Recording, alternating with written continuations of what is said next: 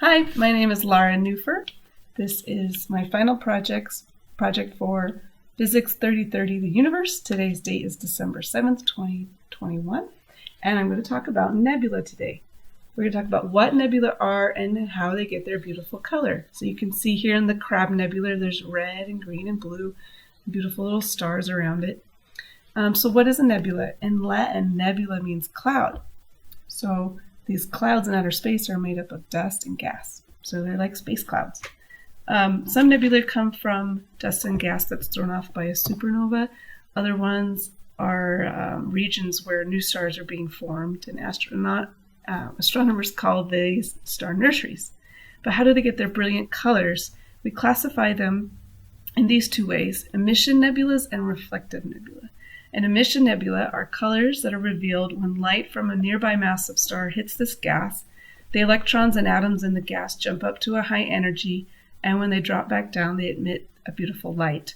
So depending on the gases, or depending how hot it is, you'll get different colors. So hydrogen is a strong red. Most emission nebulas are red, and oxygen glows green, but then in a lesser extent, it will glow blue. Reflective nebula are different because they reflect the light from nearby stars, and they're mostly made of dust. This dust isn't the stuff that collects on bookshelves or here on Earth. This dust is tiny, tiny grains made of silicate, aluminum oxide, and calcium. And I'm going to make some soot. They're also made up of soot, and I'm going to make some here today. Oh, the soot broke. Here we go. If we let this match break, burn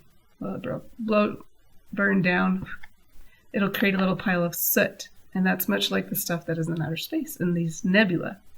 Astronauts define and describe this soot as being very abrasive and clingy and hard to wash off their equipment and their astronaut suits, and this dust is everywhere in outer space. So an example too of a reflective nebula would be that a bunch of babies were like stars in a beautiful nursery, and there's dust inside. And as the babies glow, the dust and the gas around them just shines, so the beautiful nurseries all around it, these beautiful baby stars. So that is my examples of emission nebula and reflective nebula. And thank you very much. Bye-bye.